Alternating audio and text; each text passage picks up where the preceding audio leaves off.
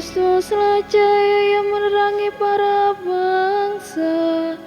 Dialah kemuliaan bagi umat Allah. Haleluya, haleluya, haleluya. Tuhan bersamamu dan bersama rohmu. Inilah Injil suci menurut Lukas. Dimuliakanlah Tuhan.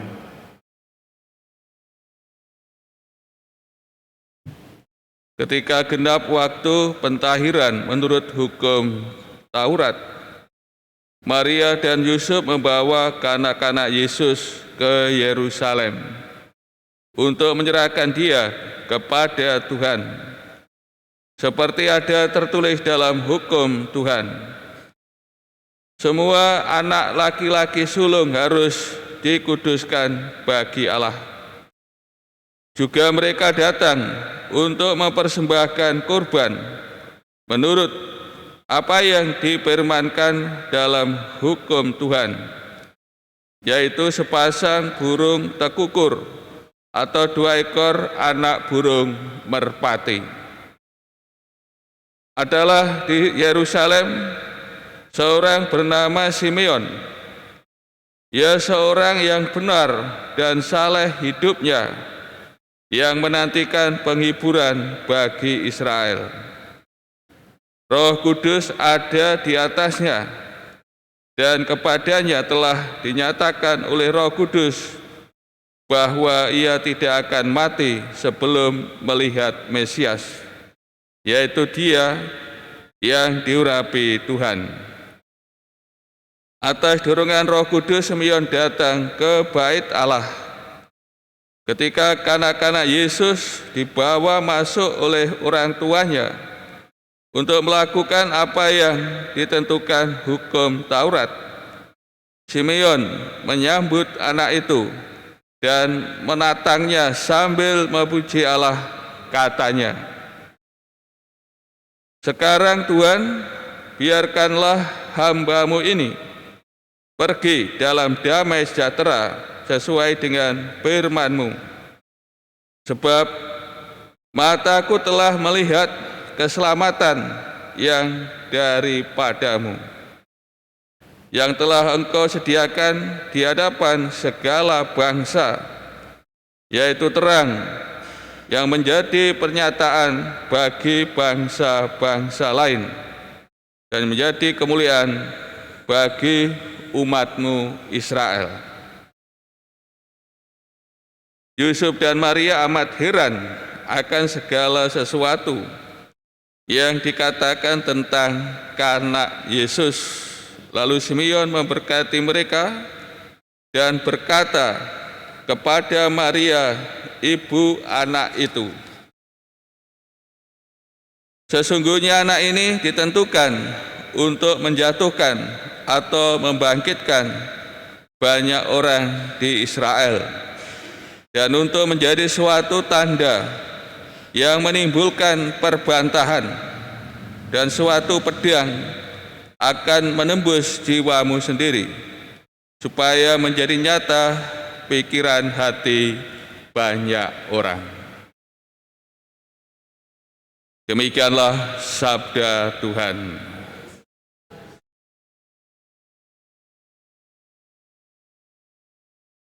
Saudara-saudari yang terkasih, keluarga Tuhan Yesus menghayati kehidupan mereka dengan taat kepada Allah, dengan senantiasa melakukan apa yang diperintahkan Allah dalam hukum Musa atau hukum Taurat. Kalau kita perhatikan dalam bacaan Injil hari ini, sebenarnya ada dua hal yang dilakukan oleh keluarga Nazaret, dua kewajiban. Namun Lukas menjadikan satu.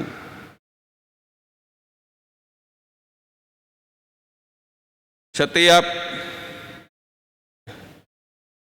ibu ya, 40 hari setiap ibu yang melahirkan ini ada kewajiban untuk mempersembahkan persembahan pentahiran bagi dirinya ya, yaitu dengan mempersembahkan 1 ekor domba dan 1 ekor burung merpati. Namun bagi keluarga miskin diperkenankan untuk mempersembahkan 2 ekor burung. Maka dari sini dinyatakan dari persembahan yang dibawa ya Yusuf dan Bunda Maria kan bukan 1 ekor domba dan 1 ekor burung merpati, namun sepasang burung tekukur atau 2 ekor anak burung merpati. Ini mau menunjukkan bahwa keluarga Tuhan Yesus adalah keluarga yang miskin.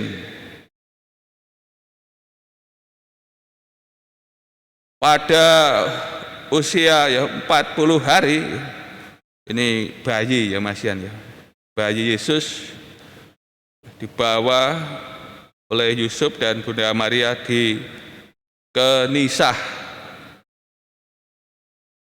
Maka di sini memenuhi nubuat Maleaki ya, bab 3 ayat 1 ya. Tuhan dengan mendadak ya pergi ke Nisah. Dan di sini dipersembahkan ya anak sulung. Ini dipersembahkan kepada Tuhan. Tentu kita ingat akan peristiwa Keluaran ya, ketika Tuhan membebaskan orang-orang Israel dari perbudakan di Mesir. Anak sulung manusia maupun hewan bagi orang Mesir binasa, namun anak sulung Israel tidak. Berdasarkan hal ini ini anak sulung harus dipersembahkan kepada Allah dengan ditebus dengan uang 5 sikar. Dan Yusuf serta Bunda Maria ini melaksanakan firman Allah ini berkaitan dengan anak sulung yang harus dipersembahkan kepada Allah. Namun mengenai tempat persembahan anak sulung sebenarnya tidak harus di Nisah di Bait Allah, bisa di tempat yang lain. Namun di sini Lukas mempunyai kepentingan akan Bait Allah yang akan berkaitan dengan perutusan akan Tuhan Yesus Kristus sendiri. Dalam pewartaan selanjutnya berpuncak pada Bait Allah sebelum Tuhan Yesus mengalami sengsara, wafat dan bangkit. Saudara-saudari kasih, ketika kanak-kanak Yesus dipersembahkan di Nisah, berjumpa dengan Simeon, tetua Israel yang saleh, yang senantiasa hidup terbuka terhadap dorongan Roh Kudus sebagai orang yang beriman dan menantikan penggenapan janji keselamatan Allah. Maka ketika peristiwa Tuhan Yesus dipersembahkan di Nisah berjumpa dengan Simeon, dan Simeon yang penuh dengan Roh Kudus, yang terbuka dengan Roh Kudus, dapat mengenali akan kehadiran kanak Yesus, dan akhirnya juga memperkenalkan siapa anak yang ada dalam tangannya. Simeon menyambut anak itu dan menatangnya ya sambil memuji Allah. Yang pertama ini kalau kita perhatikan ya, Simeon mohon supaya diperkenankan pergi dengan damai ya. Ini maksudnya ya pergi mengalami kematian dengan damai. Alasannya karena telah ya melihat keselamatan. Kemudian Simeon menyatakan sejatinya ya siapa anak ini ya, yang sebagaimana malaikat telah ya, mewartakan kepada Bunda Maria dan para gembala ya, akan Yesus, siapa Yesus. Demikian juga Simeon ya, mewartakan, menyatakan ya, siapa Yesus,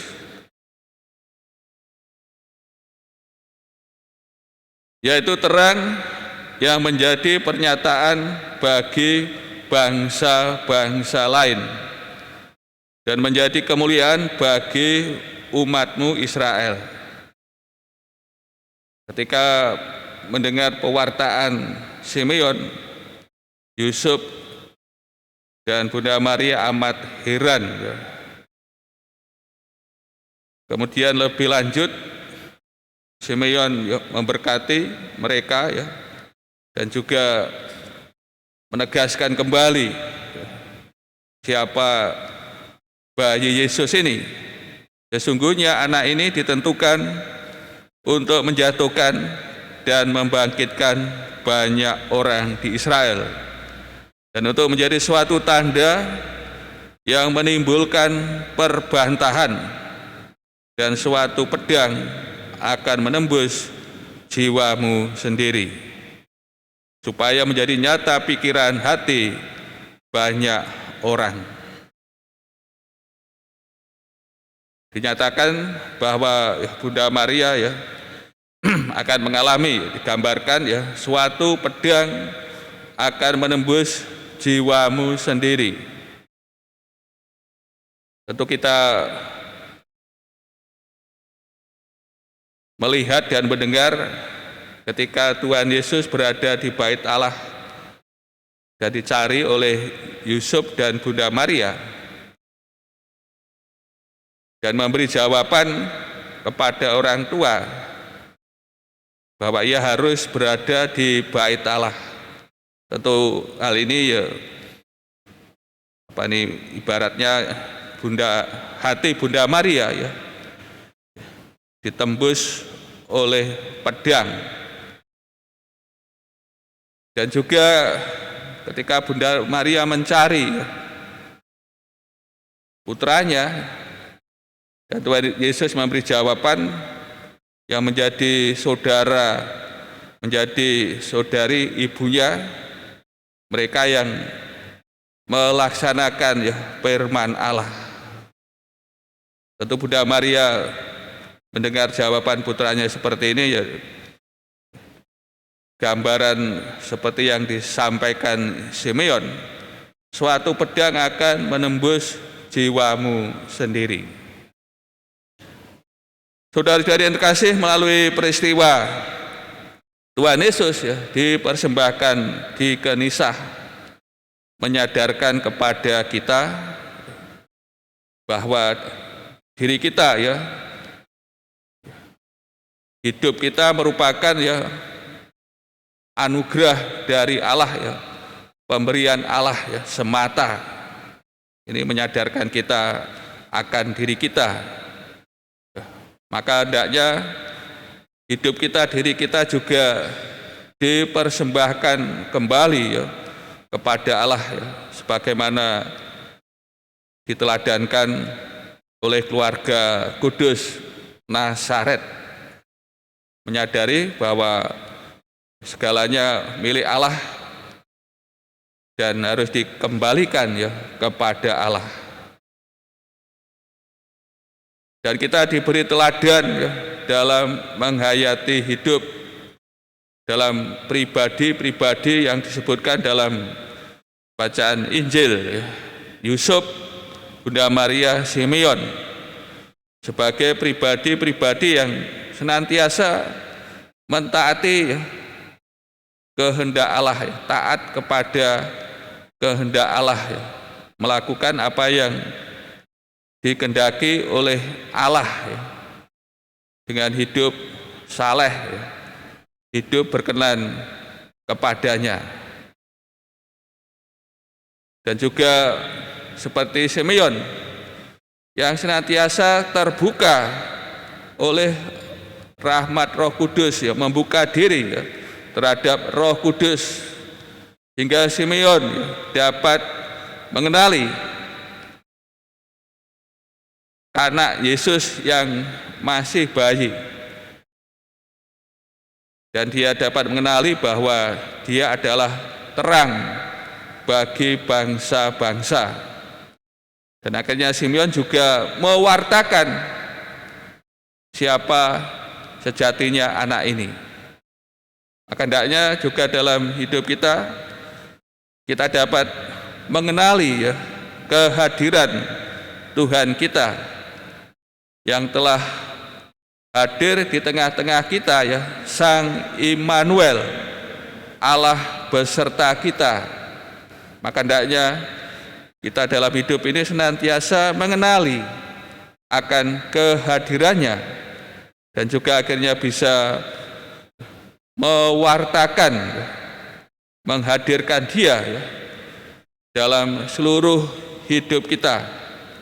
Inilah cara ya, bagi kita sebagai orang yang menjadi milik Allah ya, menghayati hidup berkenan kepadanya dan mempersembahkan ya, seluruh hidup kita kepadanya dengan cara hidup demikian. Maka dengan demikian tentu Allah ya berkenan kepada kita, bagaimana pribadi